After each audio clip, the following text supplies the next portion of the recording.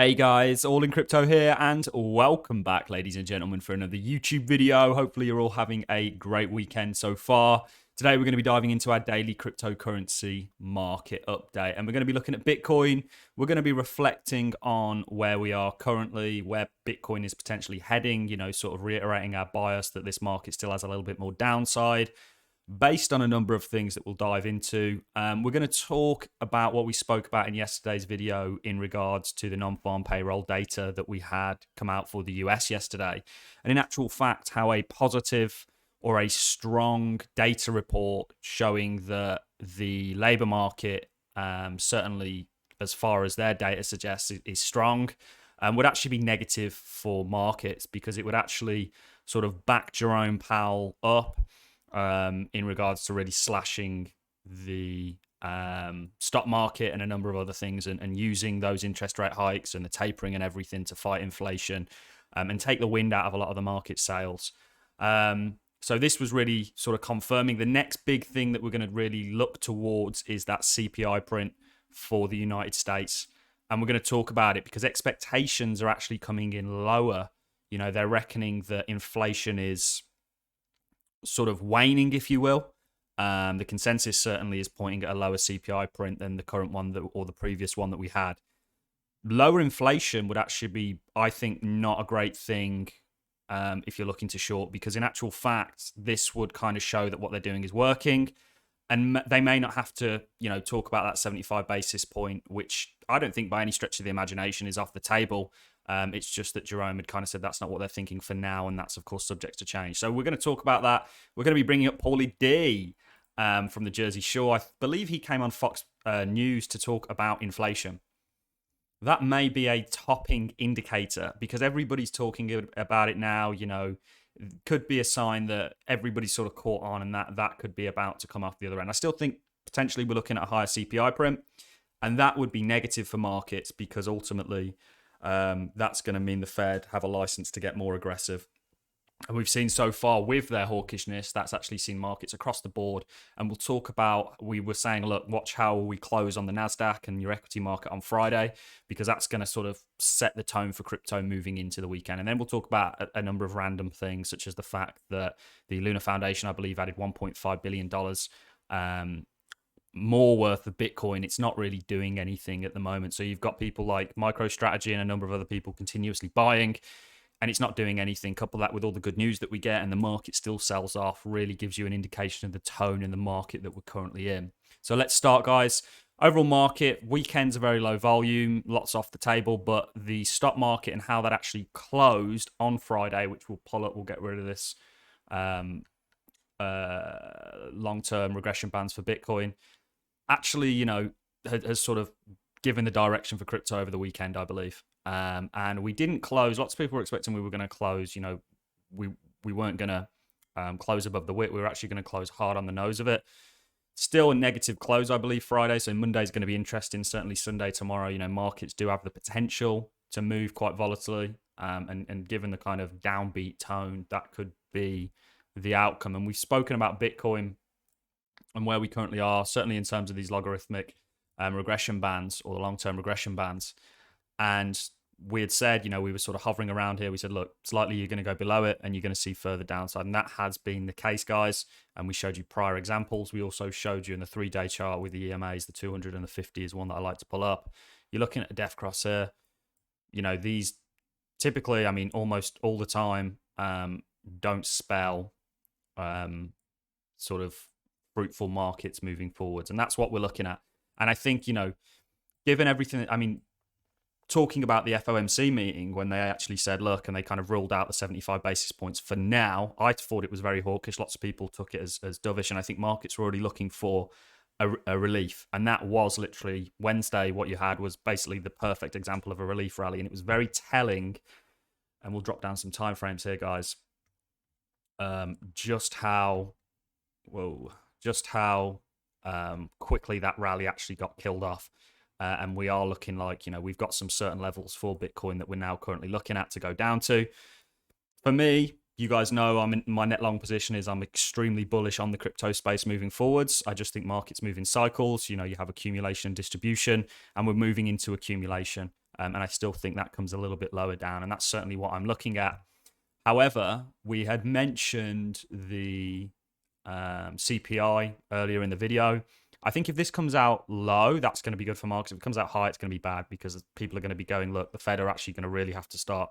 75 basis points now is more on the table. And I think predictions right now and forecasts actually are pricing in 75 basis points at quite a high likelihood over the next couple of months. That's what they're looking at. I think it's like a 1.25 Fed fund rate hike over the next sort of 2 months. Include tapering of the balance sheet with that. It's not a positive outlook for markets moving forwards if everything stays as it currently is, and that is the outlook. However, like I say, and the reason we bring this up is because all these data points are important because they directly affect the Federal Reserve and the decisions that they're making moving onwards. So if inflation has actually topped and is showing signs of peaking, I think that's genuinely certainly short-term good for markets. However, the next CPI print, it could come up higher. And this is it's an ongoing thing that we're watching and we're going to adjust and play basically based on monetary policy. That's what I'm looking at doing. You guys know I'm short altcoins. I've got a number of favorite altcoins that I think are going to spill to the downside. Eventually, I think you're going to get the opportunity to accumulate Luna at a cheaper range. Rune is one that's annoying for me because I actually got on the FOMC and wicked out of my position, but I have re-entered that short. I'm long-term bullish on Luna and we'll be looking to accumulate this long-term. But certainly short-term, given everything that's going on, I can see more. If I think Bitcoin's going down, it's pretty simple. I think the rest of the market is likely to go with it. But remember, there is going to be a coming out of the other end of this. I think people, you can only be bullish in the crypto space. I don't think that's necessarily the case. We are ultimately bullish. That's why I hold on my net spot. But we're certainly positioned to hedge whatever sort of moves come in the market.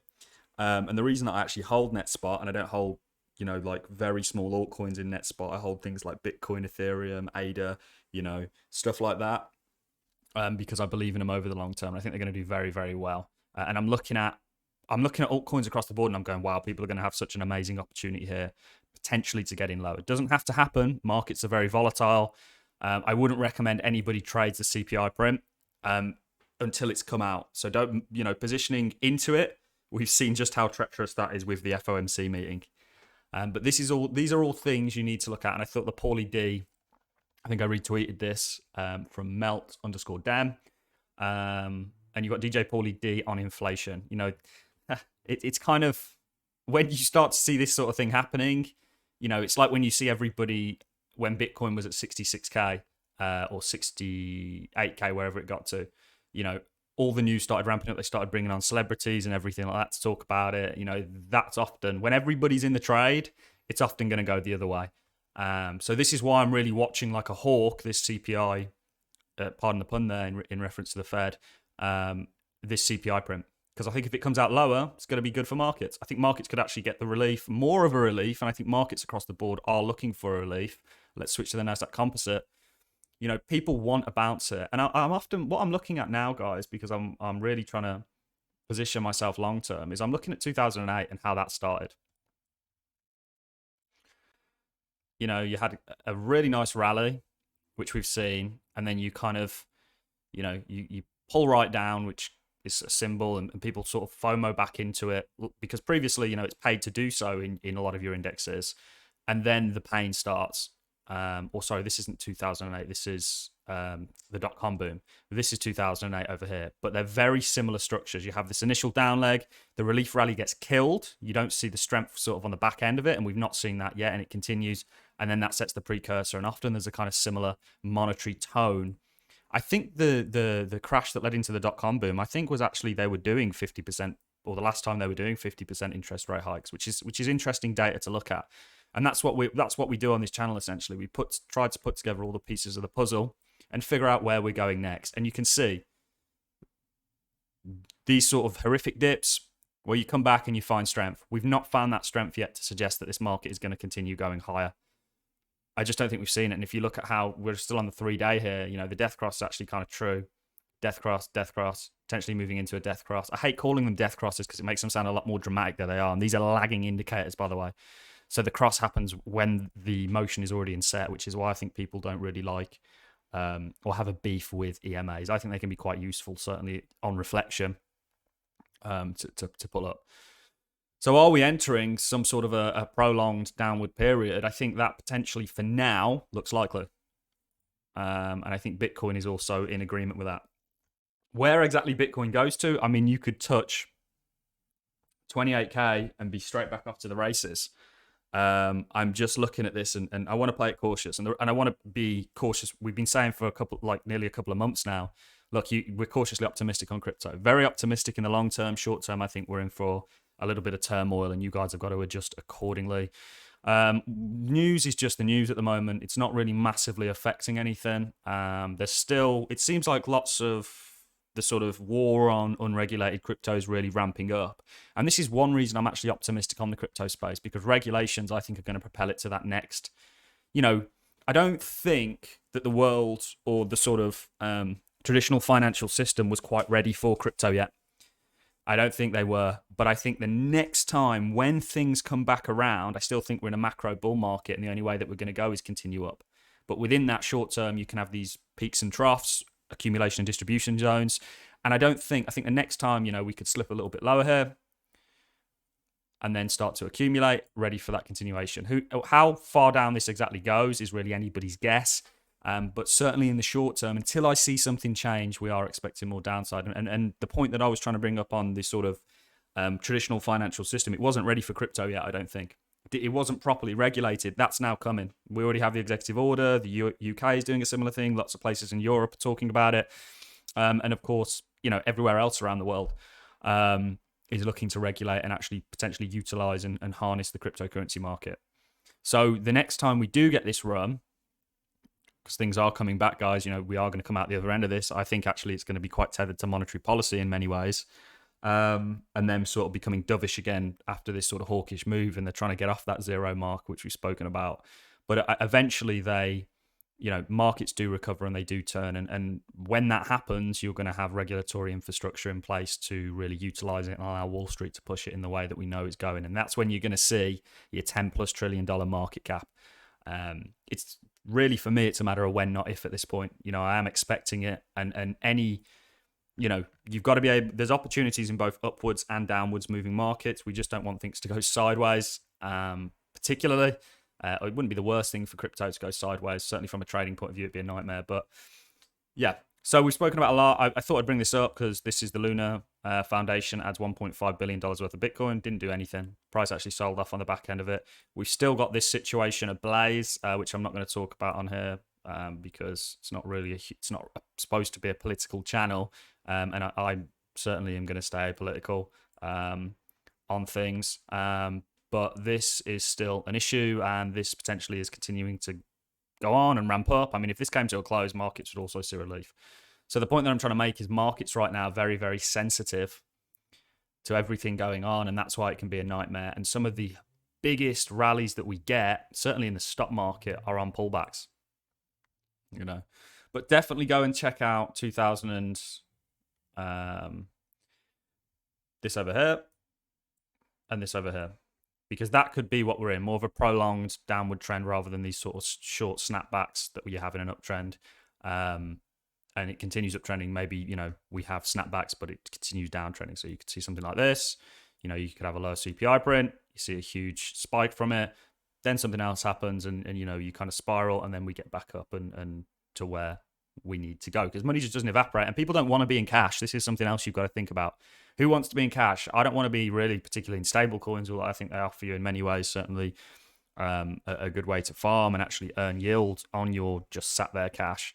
But no one really wants, people don't want a position in cash unless they think something's going to sell off further to the downside. And then what they're going to do with that cash is put it back into markets. And that's what you've got to sort of remember moving forwards. So that's really all I have for you in this video, guys. If you have enjoyed this content, like is always appreciated. And so is a comment. Remember, if you're not already subscribed, hit that subscribe button. And I'll catch you all in the next YouTube video. Thanks a lot for watching, ladies and gents.